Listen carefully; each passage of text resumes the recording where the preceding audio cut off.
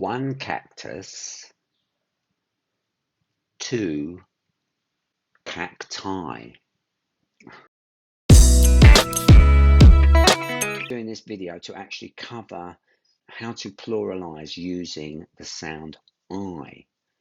In the previous video, we were talking about just adding the sounds s, z, and less often is to pluralize a word, and that's fine. For some words, you can pluralize them by adding the sound I. That's much rarer. And what people tend to do in an informal way is just add the usual s and z sounds to pluralize things, and people understand what they're saying, and that's fine. You know, things like hippo, hippos, and so forth, but they're not necessarily correct. They may say funguses. In a professional environment, using formal English, the correct usage sometimes is to use I, and that's what we're going to look at today. Generally speaking, if a word has a Latin root, like for example, cactus, I bought a cactus plant, to make that plural, you add on the sound I. So these are relatively rare, but English has its roots in the Latin language. Singular words, for example, nouns that end in US, like cactus, the plural is cacti. It can be seen as a slightly higher form of English.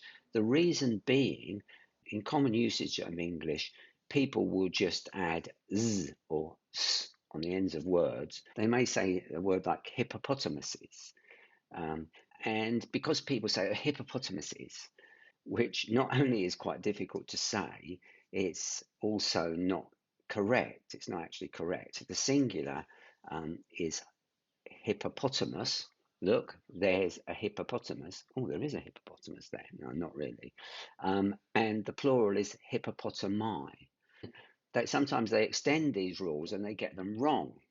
For example, rhinoceros. Oh, look, there's not really. Oh, look, there's a rhinoceros. And people say, oh, there was a group of rhinoceri. Rhinoceros actually doesn't come from Latin. I think it comes from Greek. It ends in os. The correct term is rhinos or rhino. Rhinos or rhino, a bit like one sheep, many sheep.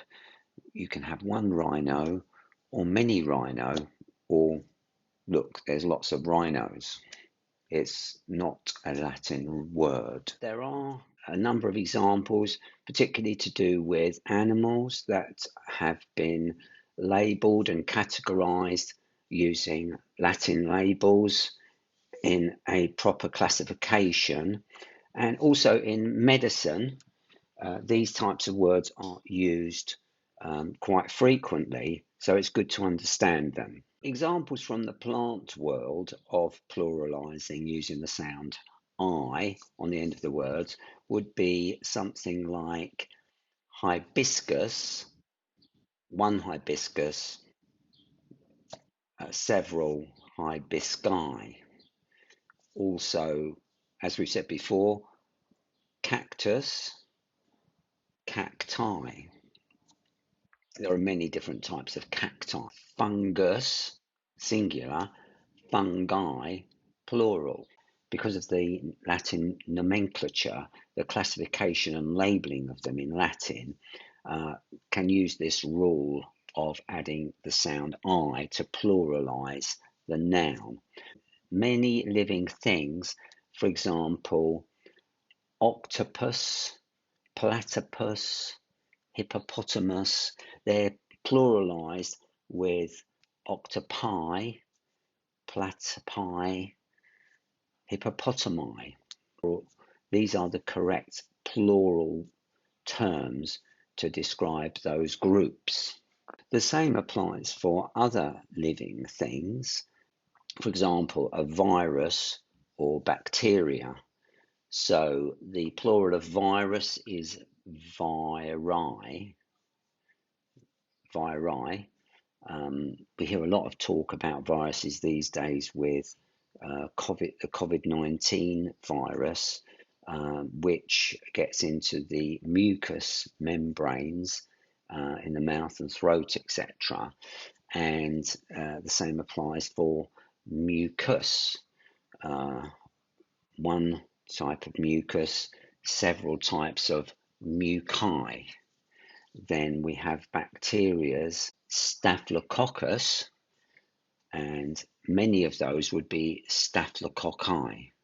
So these are very useful rules to know for pronunciation of medical terms used in a hospital or research centre. In the world of education, quite a few Latin terms are used to describe the students, what they're studying, where they study. For example, alumnus, one person that previously studied in a college, and things like syllabus, syllabi, alumnus, alumni, the plural form, they studied on a campus, but of course, if you have several universities, you have campi. These aren't the only words that use this rule. In maths, you could have something like the radius of a circle. If you had several circles, they have several radii. Or a bus terminus. If in one city you had more than one bus terminus, then you have termini, the plural version. So I hope that's helped. Let's see how you do with it. Okay, now I hope you've got it, but just for a bit of fun so we can practice, I'm going to say some singular nouns that meet this criteria for pluralisation, and then I will leave a little gap. See if you can then try and say the plural form using the sound I to pluralise, and then after that gap I will say the correct answer. So let's get going. To begin with, octopus, octopi. Did you get that right? Hibiscus,